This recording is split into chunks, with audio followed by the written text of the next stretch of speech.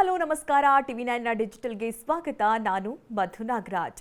ವೀಕ್ಷಕರೇ, ನಮಗೆ ಖುಷಿ ಆದಾಗ ಅಥವಾ ಯಾವುದೇ ದುಃಖ ಆದಾಗ, ಬೇಜಾರಾದಾಗ ನಾವು ಒಂದು ಪೀಸ್ ಆಗಿರೋಕ್ಕೆ ಇಷ್ಟಪಡ್ತೀವಿ, ಇಲ್ಲ ಮ್ಯೂಸಿಕ್ಕನ್ನು ಕೇಳ್ತೀವಿ. ಅಂದರೆ ಖುಷಿ ಹೆಚ್ಚಾಗತ್ತೆ, ದುಃಖ ಕಡಿಮೆ ಆಗುತ್ತೆ. ಅಂದರೆ ಮ್ಯೂಸಿಕ್ಕಲ್ಲಿ ಒಂದು ಜಾದು ಇದೆ, ಮ್ಯಾಜಿಕ್ ಇದೆ ಅಂತ ಹೇಳಿ. ಬಟ್ ಇದನ್ನು ಕಲಿಬೇಕು ಅಂತ ಅಂದರೆ ಸಾಕಷ್ಟು ಶ್ರಮ ಇರಬೇಕು, ಶ್ರದ್ಧೆ ವಹಿಸಬೇಕು.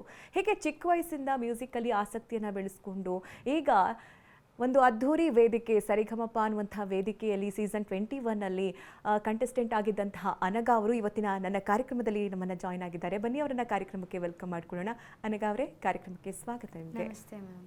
ನಮಸ್ತೆ, ಹೇಗಿದ್ದೀರಾ? ಚೆನ್ನಾಗಿದ್ದೀನಿ ಮ್ಯಾಮ್, ನೀವು ಹೇಗಿದ್ದೀರಾ? ನಾನು ತುಂಬ ಚೆನ್ನಾಗಿದ್ದೀನಿ. ನಿಮ್ಮ ಜೊತೆ ಸಾಕಷ್ಟು ಮಾತನಾಡೋದಿದೆ ಮತ್ತು ನಿಮ್ಮ ಹತ್ರ ಸಾಕಷ್ಟು ಹಾಡುಗಳನ್ನು ಕೇಳೋದಿದೆ. ಆದರೆ ಅದಕ್ಕಿಂತ ಮುಂಚೆ ಹಾಡಿನ ಮೂಲಕವೇ ಈ ಕಾರ್ಯಕ್ರಮವನ್ನು ಪ್ರಾರಂಭ ಮಾಡೋಣ ಅಂತ ನಮಗೋಸ್ಕರ ಒಂದು ಹಾಡು ಹೇಳ್ಬೋದಾ? Okay ma'am. ಎಲ್ಲೇ ಮಾಧವನು ಸಖಿಯಲ್ಲೇ ಮಾಧವನು ಸಖಿಯಲ್ಲೇ ಮಾಧವನು ಕೊಳಲ ಕರೆಗೆ ಸೋತು ಬಂದೆನೆ ಎಲ್ಲೇ ಮಾಧವನು ಸದ್ದು ಮಾಡದೆ ಕದ್ದು ನೋಡಿದ ಸದ್ದು ಮಾಡದೆ ಕದ್ದು ನೋಡಿದ ಮುತ್ತಿಸಿ ಮಲ್ಲಿಗೆ ಮಾಲೆಯ ಹಾಕಿದ ಮುತ್ತಿಸಿ ಮಲ್ಲಿಗೆ ಮಾಲೆಯ ಹಾಕಿದ ಪ್ರೀತಿಯ ಮಾತನು ಆಡುತ್ತ ಕಾಡುತ್ತ ತೋಳಿನಲ್ಲಿ ಬಳಸುತ್ತಲೇ ತೋಳಿನಲ್ಲಿ ಬಳಸುತ್ತಲೇ ಮನವ ಕೆಣಕಿ ಓಡಿ ಹೋದ ಎಲ್ಲೇ ಮಾಧವನು ಸಖಿಯಲ್ಲೇ ಮಾಧವನು ಕೊಳಲ ಕರೆಗೆ ಸೋತು ಬಂದೆನೆ ಎಲ್ಲೇ ಮಾಧವನು. ವಾವ್, ಸೂಪರ್ ಆಗಿತ್ತು. ತುಂಬ ಚೆನ್ನಾಗಿ ಹಾಡಿದ್ರಿ. ನೀವು ಎಲಿಮಿನೇಟ್ ಆದ್ರ ನಿಜಕ್ಕೂ? ಏಕೆಂದರೆ ಇಷ್ಟು ಚೆನ್ನಾಗಿ ಹಾಡ್ತಾ ಇದ್ದೀರಾ, ಹೇಗೆ ಎಲಿಮಿನೇಟ್ ಆಗೋಕ್ಕೆ ಸಾಧ್ಯ ಅಂತ. ಏನು ಅನ್ನಿಸ್ತು ಅನಘಾ, ಸೀಸನ್ 21 ಕಂಟೆಸ್ಟೆಂಟ್ ಆಗಿದ್ರಿ ಸರಿಗಮಪ ಅಲ್ಲಿ? ಖುಷಿ ಆಯಿತು ಮ್ಯಾಮ್. ಅಂದರೆ ಆ ವೇದಿಕೆ ಹತ್ತೋದಕ್ಕೆ ತುಂಬ ಜನ ಕಷ್ಟಪಡ್ತಾ ಇರ್ತಾರೆ. ಆ ವೇದಿಕೆ ಹತ್ತೋದು ತುಂಬ ಕಷ್ಟ. ಆ ವೇದಿಕೆಯಲ್ಲಿ ನನ್ನ ನಂಬಿ ಅಲ್ಲಿ ಹತ್ತಿಸಿದ್ದಕ್ಕೆ ಜಿ ಟೀಮಿಗೂ ಧನ್ಯವಾದ ಹೇಳಲಿಕ್ಕೆ ಇಷ್ಟಪಡ್ತೀನಿ ನಾನು.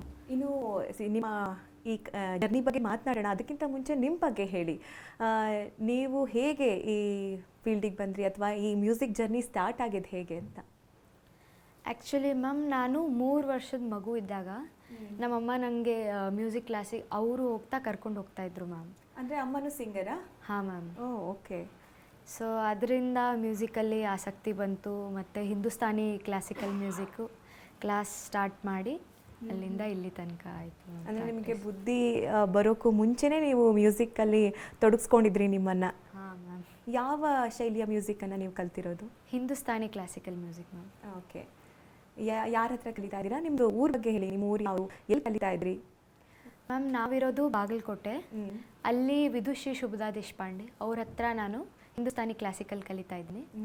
ಮತ್ತು ಸುಗಮ ಸಂಗೀತ ವಿದುಶ್ರೀ ಮಾನ್ಸಾ ಗ್ರಾಮ್ ಪುರೋಹಿತ್ ಮತ್ತು ಸುಪ್ರಿಯಾ ಹುನೂನ್ ಮ್ಯಾಮ್ ಕಡೆ ಕಲಿತಾ ಇದ್ದೇನೆ. ಓಕೆ. ಈಗಲೂ ಕೂಡ ನಿಮ್ಮ ಸಂಗೀತ ಜರ್ನಿ ಹೀಗೆ ಕಂಟಿನ್ಯೂ ಆಗ್ತಾ ಇದೆ? Yes ma'am. ಓಕೆ. ಈಗ ಸೀಸನ್ 21ಗೆ ನೀವು ಸೆಲೆಕ್ಟ್ ಆದ್ರಿ ಅಲ್ವಾ? ಹೇಗೆ ಸೆಲೆಕ್ಟ್ ಆದ್ರಿ? ಯಾರು ನಿಮ್ಮನ್ನು ರೆಫರ್ ಮಾಡಿದ್ದು? ಹೇಗೆ ನಿಮ್ಗೆ ಆಪರ್ಚುನಿಟಿ ಸಿಕ್ತು ಅಂತ? ಇಲ್ಲ ಮ್ಯಾಮ್, ನಾನು ಆ್ಯಕ್ಚುಲಿ ಆಡಿಷನ್ ಕೊಟ್ಟೆ. ನನಗೆ ಅಷ್ಟು ಎಕ್ಸ್ಪೆಕ್ಟೇಷನ್ ಇರಲಿಲ್ಲ.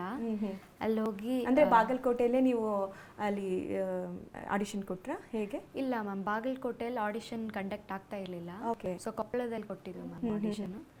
ಅಲ್ಲಿ ಕೊಪ್ಪಳದಲ್ಲಿ ಕೊಟ್ಟು ಒಂದಿಷ್ಟು ರೌಂಡ್ಸ್ ಮುಗಿದ ಮೇಲೆ ಮೆಗಾ ಆಡಿಷನಲ್ಲಿ ಸೆಲೆಕ್ಟ್ ಆಯಿತು ma'am. Okay. Yes ma'am. Select ಆದಾಗ ಹೇಗಿತ್ತು? ನಿಮ್ಮ ತಾಯಿ ಏನು ಹೇಳಿದ್ರು, ನಿಮ್ಮ ತಂದೆ ಏನು ಹೇಳಿದ್ರು? ಎಷ್ಟು ಖುಷಿ ಆಯಿತು ನಿಮಗೆ? ತುಂಬ ಖುಷಿ ಆಯಿತು ಮ್ಯಾಮ್. ಅಮ್ಮ ಫುಲ್ ಖುಷಿಯಾಗಿದ್ದರು. ಅಂದರೆ ಎಕ್ಸ್ಪೆಕ್ಟೆಡ್ ಇರಲಿಲ್ಲ ಮ್ಯಾಮ್. ತುಂಬ ಕಷ್ಟ ಆ ಸ್ಟೇಜ್ ಹತ್ತೋದು.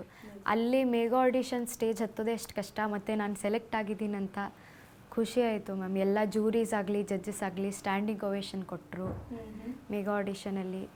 ಮೆಗಾ ಆಡಿಷನಲ್ಲಿ ನೀವೀಗ ಹಾಡಿದಂಥ ಹಾಡೇ ಹಾಡಿದ್ರಿ ಅಲ್ವಾ? ಅದೇ ತುಂಬ ಚೆನ್ನಾಗಿತ್ತು. ಹಾಗಾಗಿ ಎಲ್ಲ ಜಡ್ಜಸ್ಸು ಕೂಡ ತುಂಬ ಖುಷಿಪಟ್ಟಿದ್ರು ನಿಮ್ಮನ್ನು ಆ ಸ್ಟೇಜ್ ಮೇಲೆ ನೋಡಿದಾಗ. ಈಗ ಹೇಳಿ, ಮನೆಯಲ್ಲಿ ಅಂತ ಹೇಳ್ತಾ ಇದ್ರ ಮುಂಚೆಯಿಂದನೂ ಕೂಡ, ಯಾಕೆಂದರೆ ಈಗ ಸೀಸನ್ 21 ಅದು ಬರ್ತಾ ಇರೋದು. ಈ ಹಿಂದಿನ ಕೂಡ ಸಾಕಷ್ಟು ಎಪಿಸೋಡ್ಸ್ಗಳನ್ನು ನೋಡಿಕೊಂಡೇ ಬಂದಿರ್ತಾರೆ. ಯಾವಾಗಲಾದ್ರೂ ನಿಮ್ಮ ಹತ್ರ ಹೇಳ್ತಾ ಇದ್ರ ಅಮ್ಮ ನೀನು ಇಂಥ ಕಾರ್ಯಕ್ರಮಕ್ಕೆ ಹೋಗಬೇಕು ಅಂತ? ಹಾಂ ಮ್ಯಾಮ್, ಅಂದರೆ ಅಮ್ಮನೂ ಹೇಳ್ತಾ ಇದ್ರು, ನಮ್ಮ ಮನೇಲಿ ಅಜ್ಜಿ ಅಜ್ಜನೂ ಇದ್ದಾರೆ, ಅವರು ಹೇಳ್ತಾರೆ. ಮತ್ತು ಆಮೇಲೆ ನಾನು ಚಿಕ್ಕವಳಿದ್ದಾಗಿಂದ ಸರಿಗಮಪ ನೋಡ್ತಾ ಬಂದಿದ್ದೆ. ನನಗೂ ಆಸೆ ಇತ್ತು ಆ ಸ್ಟೇಜ್ ಹತ್ತಬೇಕಂತ. ಸೊ ಪ್ರಯತ್ನ ಮಾಡಿದೆ, ಆ ಸ್ಟೇಜ್ ಹತ್ತಿದೆ ಮ್ಯಾಮ್.